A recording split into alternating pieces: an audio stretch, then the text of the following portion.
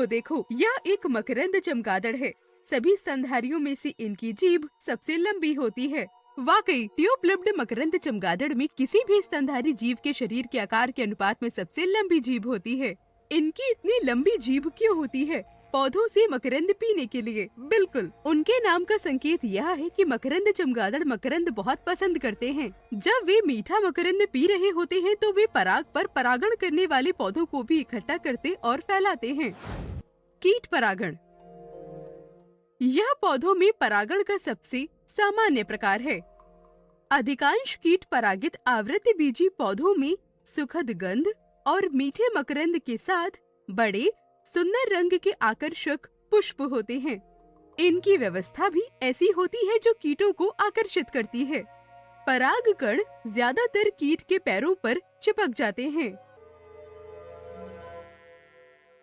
जब कीट चलता है तो परागकण अन्य पुष्पों के वर्तिकाग्र तक पहुंच जाते हैं, जिससे परागण होता है। जल परागण। इस प्रकार का परागण जल की सतह पर या जल के अंदर होता है। वैलिस्नेरिया पौधे में यह जल की सतह पर होता है। यहाँ नर पुष्प पौधे से अलग हो जाते हैं और सतह पर तैरने लगते हैं। मादा पुष्पों में लंबे और पतले डंठल होते हैं। परिपक्व होने पर ये कुंडलित डंठल सीधे और लंबे हो जाते हैं और पुष्प सतह पर पहुंच जाते हैं। नर पुष्प आमतौर पर जल की धारा द्वारा मादा पुष्पों तक लाए जाते हैं। जैसे ही ये पुष्प स्पर्श करते हैं, पराग कोश फट जाते हैं और चिपचिपे परागकण स्त्री केसर के वर्तिकाग्र तक पहुंच जाते हैं। परागण होने के बाद डंठल वापस कुंडलित हो जाता है और मादा पुष्प को जल के नीचे खींच लेता है। वायु परागण। कई पौधे और घास की कई प्रजातियां वायु परागण दर्शाती हैं। वायु परागण वाले पुष्प एक लिंगी होते हैं। ये आमतौर पर रंग में हल्के होते हैं और इनके परागकण वजन में बहुत हल्के होते हैं। यह वायु परागण के लिए उपयुक्त होते हैं। पक्षियों द्वारा परागण। एलो पौधे पक्षी परागित पौधों का एक उदाहरण है।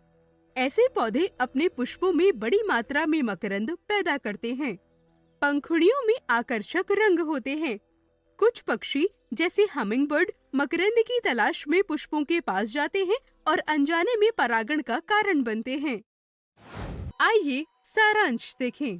कीटों द्वारा परागित पौधों में सुखद गंध और मीठे मकरंद के साथ बड़े और आकर्षक पुष्प होते हैं। जल परागण जल की सतह पर या जल के अंदर होता है। वायु परागण वाले पुष्प एक लिंगी होते हैं। ये आमतौर पर रंग में हल्के होते हैं। पक्षियों द्वारा परागण उन पौधों में होता है जो अपने पुष्पों में बड़ी मात्रा में मकरंद उत्पन्न करते हैं। परागण के बिना कोई नए पौधे नहीं होंगे, कोई फल नहीं होगा, कोई सुंदर पुष्प नहीं होंगे। पुष्पी पौधों में लैंगिक प्रजनन के लिए परागण आवश्यक है। अधिक जानकारी के लिए देखते रहें।